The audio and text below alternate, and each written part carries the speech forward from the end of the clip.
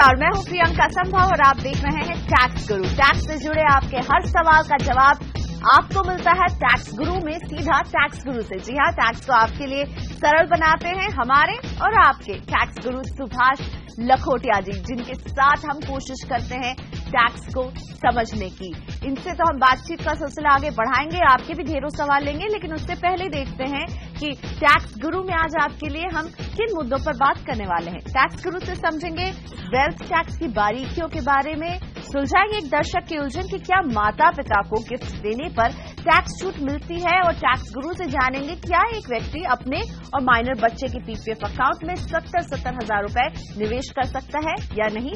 साथ ही हैं ढेरों वो सवाल उन लोगों के जो हमारा शो देखते हैं, लखोटिया जी के फैन हैं और लखोटिया जी से चाहते हैं अपने समस्या का समाधान। लेकिन आगे बढ़ने से पहले सबसे पहले टैक्स गुरु से आज हम समझने वाले वेल्थ टैक्स के बारे में। लखोटिया जी, वेल्थ टैक्स जो है ये किन्हें भरना होता है, किन किन आइटम पर लगता है, और क्या इस पर भी टैक्स छूट की सीमा होती है, कितनी होती है ये सीमा? नॉर्मली हम लोग बात करते हैं इनकम टैक्स की, पर आज आपने नई बात चालू कर दी वेल्थ टैक्स के बारे में, और हमारे दर्शक तो घबरा रहे होंगे कि आखिर ये वेल्थ टैक्स वाला क्या है। इनकम टैक्स समझ गए, टैक्स प्लानिंग भी समझ गए, पर चिंता न करें, वेल्थ टैक्स एक अलग तरह का डायरेक्ट टैक्स है। जिस प्रकार इनकम टैक्स लगता है वैसे ही वेल्थ टैक्स का अलग एक्ट है, वेल्थ टैक्स एक्ट 1957। किंतु ये वेल्थ टैक्स लगता है केवल ऐसे व्यक्तियों के लिए जिनकी टोटल टैक्सेबल वेल्थ 30 लाख रुपए से ज्यादा है। उससे कम अगर है वेल्थ तो वेल्थ टैक्स नहीं लगता। और हां, ये भी ध्यान रखने की बात है कि जनरली वेल्थ टैक्स लगता है केवल इंडिविजुअल्स, हिंदू अनडिवाइडेड फैमिलीज और कंपनीज के ऊपर, बाकी पे नहीं लगता। और हां, ये भी बतला दें आपको दोस्तों, वेल्थ टैक्स की रेट केवल 1% है, 1% ओनली। जी हां, 30 लाख से ज्यादा जितनी भी टैक्सेबल वेल्थ हो गई उसके ऊपर लगेगा आपको 1% वेल्थ टैक्स प्रति वर्ष। जी हां, अब आइए सवाल ये है, किस किस आइटम पे वेल्थ टैक्स लगता है? क्या सभी संपत्ति पे वेल्थ टैक्स लगता है, ऑल माई एसेट्स? नहीं, ऐसा नहीं है। वेल्थ टैक्स कानून में वेल्थ टैक्स की धारा 2EA के अंतर्गत लिस्ट दी गई है जिन आइटम्स पर ही वेल्थ टैक्स लगता है।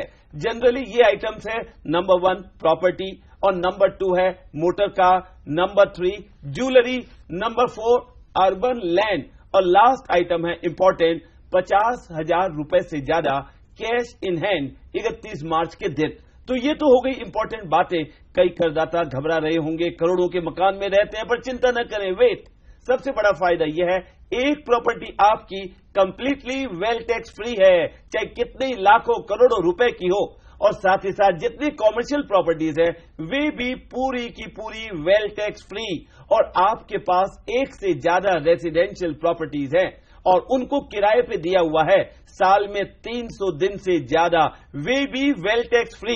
तो मेरे ख्याल से हमारे दर्शक खुश हो रहे होंगे कि वेल्थ टैक्स लगता तो है, पर ज्यादातर लोगों को वेल्थ टैक्स की इतनी चिंता नहीं है। पर एक बात जरूर ध्यान रखिएगा, अगर आपके वेल्थ टैक्स लगता है आ गए उस लिमिट में, तो आप जरूर से अपने आप वेल्थ टैक्स की रिटर्न भर दें। चलिए, तो ये तो रही वेल्थ टैक्स की बात, लेकिन अब आपके टैक्स की बात। जी हाँ, अब आपके सवाल जिनका जवाब देंगे हमारे टैक्स गुरु। और सबसे पहले सवाल लेंगे पुणे के संदीप चौहान जी का, और संदीप जी गिफ्ट देना चाहते हैं और उस पर टैक्स भी बचाना चाहते हैं। क्या है इनका सवाल? संदीप जी हमारे साथ फोन लाइन पर हैं। नमस्ते संदीप जी, क्या जानना चाहते हैं आप टैक्स गुरु से? नमस्कार लखोटिया जी। नमस्ते जी, नमस्ते। मैं पूछना चाहता हूँ कि अगर मैं अपने पेरेंट्स को कैश गिफ्ट दूँ, तो क्या ये अमाउंट मेरे टैक्सेबल अमाउंट से डिडक्ट होगा? अगर होगा तो किस सेक्शन के अंडर होगा, और इसके लिए मुझे क्या प्रूफ दिखाने होंगे? पहला तो सेक्शन याद रखने की जरूरत नहीं। दूसरी बात, आपसे मुझे खुशी हो रही है कि अगर आपके जैसे प्रावधान अगर सरकार दे देती हमको तो बहुत फायदा हो जाता, किंतु ऐसा कोई प्रावधान नहीं है कि हम अपने पिताजी को दे दे गिफ्ट और ले ले टैक्स की बचत। बिल्कुल नहीं हो सकता। आप आशीर्वाद ले सकते हैं, खुश हो सकते हैं, पर इनकम टैक्स में कोई बचत नहीं होगी। हाँ, बचत होगी तो केवल एक ही, और वो है अगले वर्षों में जो अमाउंट आपने पिताजी को गिफ्ट दे दी उससे होने वाली इनकम पिताजी की मानी जाएगी, आपकी इनकम में ऐड नहीं होगा। कुल मिलाकर अमाउंट ऑफ गिफ्ट आज दे दी उस पे टैक्स की बचत नहीं है। और गिफ्ट देने के लिए एक छोटा सा प्रेम पत्र लिख के दे दे आपके आदरणीय पिताजी को और दे डालें गिफ्ट। यानी संदीप जी, टैक्स तो आप बचा नहीं पाएंगे, लेकिन लखोटिया जी के मुताबिक ये बहुत अच्छा कदम है कि पिताजी को गिफ्ट तो आप दे रहे हैं। बढ़ेंगे आगे। प्रदीप पटनायक का सवाल लेते हैं। प्रदीप को पिताजी का प्लॉट बेचकर 80 लाख रुपए मिले हैं। पिता को सालाना 1 लाख रुपए की पेंशन मिलती है। टैक्स की देनदारी कैसे बनती है? साथ ही में प्रदीप बैंक में एफडी करने पर भी सलाह चाहते हैं आपकी। प्रदीप जी, बहुत बढ़िया, अच्छी बात है कि आप पिताजी का टैक्स बचाना चाह रहे हैं। 80 लाख में कोई प्रॉपर्टी आपके पिताजी ने बेची है। ध्यान रखिएगा, जब हम टैक्स की बात करते हैं तो कोई भी निवेश अगर करना है या कोई इन्वेस्टमेंट प्लान लेना है तो वो पिताजी के नाम में ही लेना है, आपके नाम में बिल्कुल नहीं लेना है, अन्यथा टैक्स नहीं बचेगा। 80 लाख रुपए आ गए पिताजी के पास, क्या करें? टैक्स लगेगा कि नहीं लगेगा? जरूर जरूर जरूर लगेगा भैया। क्यों? कि लॉन्ग टर्म अगर कैपिटल गेन हो तो भी इस सेल प्राइस में से आप घटा दीजिए पिताजी की cost of purchase of the property. जितने रुपए में खरीदा उस कॉस्ट को घटा दो। हाँ, टैक्स की तरफ से फायदा तो यही है कि आप कॉस्ट इन्फ्लेशन इंडेक्स का लाभ ले लें और इंडेक्स कॉस्ट को घटा दें। उसके बाद जो राशि बची उस पे 2020, जी हाँ, 20% इनकम टैक्स देना है। पिताजी 20% आपका इनकम टैक्स दे देंगे। बाकी बची राशि को बैंक एफडीआर में पिताजी के नाम में निवेश करें, कोई समस्या नहीं है। चलिए बढ़ेंगे आगे। अमित कुमार जी छोटी अवधि के लिए टैक्स सेविंग प्लान के बारे में जानकारी चाहते हैं। अब तक उन्होंने कोई निवेश नहीं किया है। उनकी सालाना तनख्वाह 5 लाख रुपए है। लॉन्ग टर्म के लिए वो 30,000 रुपए पीपीएफ में भी निवेश करना चाहते हैं और जानना चाहते हैं ये आइडिया कैसा लग रहा है। सुंदर, टॉप ऑफ द वर्ल्ड। 30,000 कर दो निवेश पीपीएफ में और बाकी राशि को करो ELSS में। लॉक इन पीरियड भी केवल 3 साल है। कुल मिलाकर अच्छा रहेगा, फायदा रहेगा। तो आपके लिए पीपीएफ की सलाह बिल्कुल सही है। पीपीएफ में तो निवेश कीजिए ही, साथ में ELSS की स्कीम्स भी आपके लिए अच्छा निवेश साबित हो सकते हैं। वक्त हो गया है ब्रेक का, देखते रहिए टैक्स गुरु। आगे जानेंगे कि प्रॉपर्टी का long term capital gain calculate करने के लिए अग्रीमेंट या फिर पोजेशन कौन सी तारीख देखनी चाहिए आपको। साथ ही हैं आपके और भी सवाल, तो वापस आइए।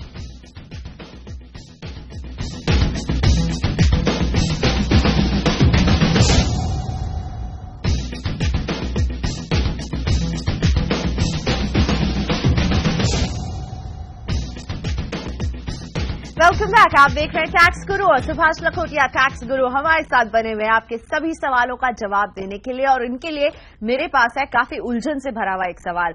लखोटिया जी, कैपिटल गेन के बारे में तो हम सब जानते हैं, लेकिन अगर किसी प्रॉपर्टी पर लॉन्ग टर्म कैपिटल गेन निकालना हो तो उस तारीख से निकाला जाए जब कोई अग्रीमेंट साइन किया जाता है या उस तारीख से जब फ्लैट का पोजेशन मिलता है? बिल्कुल, डेट बहुत इंपॉर्टेंट है लॉन्ग टर्म कैपिटल गेन जानने के लिए, क्योंकि 3 साल से कम अगर रखेंगे प्रॉपर्टी और बेच देंगे उसके पहले तो कैपिटल गेन शॉर्ट टर्म हो जाएगा। और हम सभी चाहते हैं कि लॉन्ग टर्म कैपिटल गेन हो। समस्या केवल एक, परचेज डेट कौन सी, जिस दिन किया हमने एग्रीमेंट वो डेट या जिस दिन मिला पोजेशन। दोस्तों ध्यान रखिएगा, सबसे इंपॉर्टेंट बात, पोजेशन की डेट सबसे इंपॉर्टेंट है।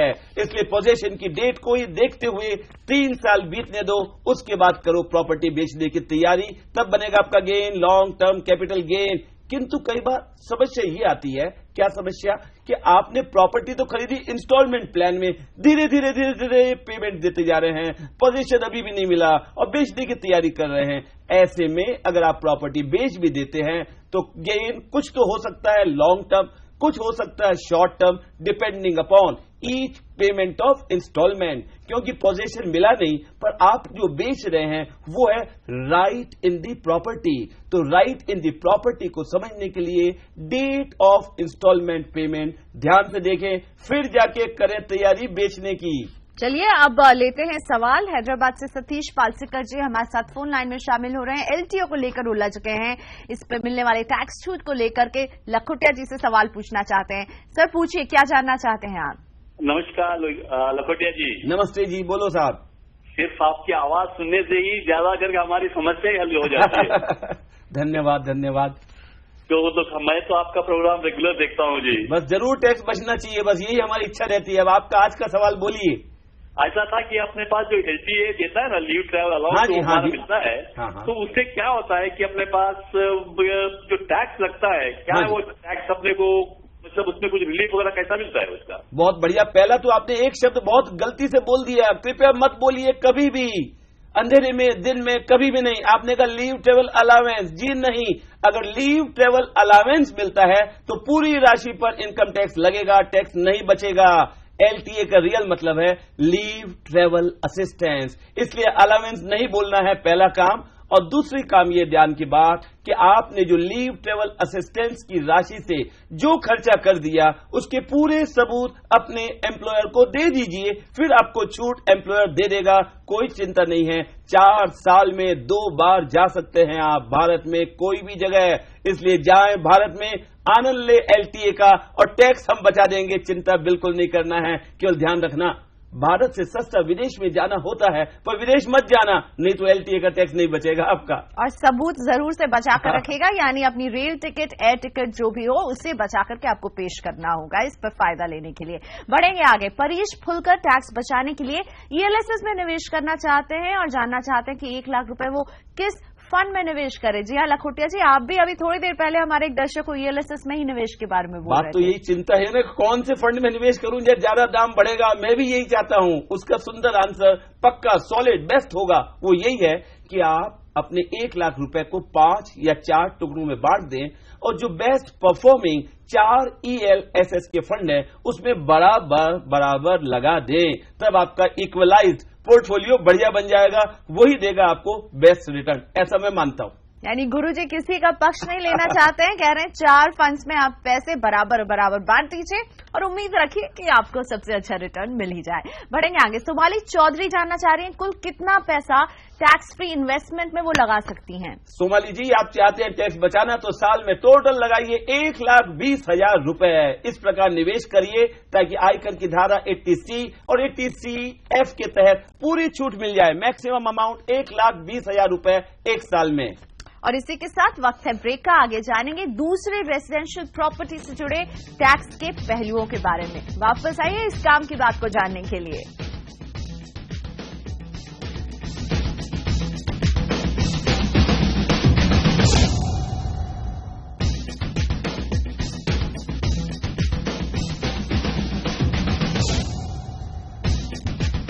Welcome back. आप देख रहे हैं टैक्स गुरु और हमारे और आपके टैक्स गुरु यानी लखोटिया जी हमारे साथ बने हुए हैं आपके सभी सवालों का जवाब देने के लिए। लखोटिया जी, एक फ्लैट है लेकिन अगर उसके साथ एक और रेजिडेंशियल प्रॉपर्टी कोई खरीद ले तो उस पर टैक्स इम्प्लीकेशन किस तरह से होता है? आपने जो आज ये सवाल या बात पूछी इसको सुन के मैं बहुत ज्यादा खुश हो रहा हूं। बहुत कम होता है मुझे खुशी होती है।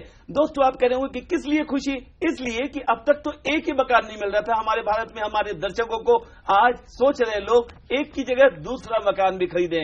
यही शो करता है कि हमारे देश में प्रॉस्पेरिटी हो रही है, खुशी की बात। अब टैक्स की जब बात आती है तो समझ लीजिए दोस्तों कि सेकंड मकान आप खरीदते हैं उस पे टैक्स का कोई भी बेनिफिट नहीं मिलता। उसका फायदा यही है कि आपको कुछ भी याद नहीं रखना पड़ता। पर अगर आप सेकंड मकान खरीदते हैं, उसको देते हैं किराए पे, तो किराए के ऊपर जब मकान दे दिया तो जो भी ब्याज देंगे पूरे ब्याज की राशि आपको टैक्स छूट दिलाएगी। ये भी ध्यान रखिएगा, ये गलती मत कर देना कि 2 मकान का कुल मिलाकर अगर 1.5 लाख का ब्याज दिया तो उसकी छूट ले ले। जी नहीं, ब्याज की जो छूट 1.5 लाख की मिलती है अप टू 1.5 लाख, वो है एक मकान के लिए। 2 मकान का क्लबिंग करके 1.5 लाख की छूट लेने की गलती बिल्कुल मत करना। पर सुरभि जी फिर भी चाहती हैं कुछ रियायत। सुरभि गुप्ता जी का हमें सवाल आया है, गुड़गांव में रहती हैं, इनके पास गुड़गांव में एक फ्लैट है। सुरभि पंजाब में अब दूसरी प्रॉपर्टी खरीदना चाहती हैं और जानना चाहती हैं कि क्या उन्हें इस प्रॉपर्टी पर टैक्स देना होगा या फिर इसे वो अगर अपने माता पिता के नाम पर खरीदें तो टैक्स बचा पाएंगी? बिल्कुल, टैक्स की चपत जब लगती है ना तो अक्कल अपने आप कई तरह की आ जाती है। सुरभि जी जो आप पूछ रहे हैं बिल्कुल ठीक है। अगर आपने अपने नाम में दूसरा मकान खरीद लिया तो जो उससे इनकम नहीं भी हो तो आपको डीम्ड इनकम टैक्स में टैक्स देना पड़ेगा। पर अगर ये मकान आप अपने माता पिता के नाम में खरीद लेते हैं, उन्हें गिफ्ट दे देते हैं राशि और वे खरीद लेते हैं, तो किसी प्रकार की चिंता नहीं है आपको। तो सुरभि जी गिफ्ट कर दीजिए अपने माता पिता को और आपको फायदा होगा इसी में। बढ़ेंगे आगे। नागपुर से राजेंद्र बंसल जी PPF को लेकर थोड़े से फंस गए हैं और अपना सवाल पूछने के लिए खुद हमारे साथ हैं फोन लाइन पर। राजेंद्र जी नमस्ते, पूछिए क्या जानना चाहते हैं आप? नमस्कार लखोटिया जी। नमस्ते जी राजेंद्र जी, बोलो जी। हाँ, पिछले प्रोग्राम में आपने PPF के लिए बताया था कि माइनर अकाउंट में यदि मैं पैसे जमा करता हूँ तो पेरेंट्स और माइनर दोनों मिला के सिर्फ 70,000 से ज्यादा जमा नहीं कर सकते। बिल्कुल ठीक बात है ये। लेकिन यदि माइनर अपनी खुद की सेविंग से, जो उसको साल भर में कहीं उसके जन्मदिन या राखी या भाई दूज कोई भी ऐसा गिफ्ट मिलता है खुद अपने पैसे, उसके पैसे यदि जमा करते हैं, पेरेंट्स के अकाउंट से जमा नहीं करके खुद के अकाउंट से जमा करते हैं, तो क्या पेरेंट्स के अलावा 70,000 के अलावा वो जमा कर सकते हैं? क्या आइडिया सोचा आपने, वाह भाई वाह, तारीफ करनी पड़ेगी आपकी आइडिया की। पर दुर्भाग्य यही है कि कानून के अंतर्गत जो कानून है पीपीएफ का और बैंक का, उसके तहत माइनर बच्चे का और आपका मिला के साल भर में टोटल 70,000 ही जमा हो सकता है। मैं कहूंगा जब ये कानून है तो ऐसे में ऐसा करें, आपके तो 1,000-2,000 जमा कराएं और माइनर बच्चे के 65-68,000 रुपए तक जमा करा दें तो बेहतर रहेगा। बढ़ेंगे आगे। सौरभ कुमार जी जानना चाह रहे हैं कि अगर वो दूसरा होम लोन लेते हैं तो क्या होम लोन के ब्याज पर छूट की कोई सीमा नहीं लगेगी, जैसा कि पहले होम लोन के ब्याज के केस में होता है? भैया, अगर आपने दूसरे मकान को लेके किराए पे दे दिया तो अनलिमिटेड इंटरेस्ट मिलेगा, और किराए पे नहीं दिया, अपने रहने के लिए ठाट से रख रहे हो तो ले ठाट, कोई छूट नहीं मिलने वाली। इसका मतलब ये हुआ, मान लो आपने नई प्रॉपर्टी सेकंड खरीदी, किराए पे दे दी, किराया साल का आया 5 लाख और ब्याज दे दिया आपने 8 लाख, तो 8 लाख रुपए छूट मिल जाएंगे।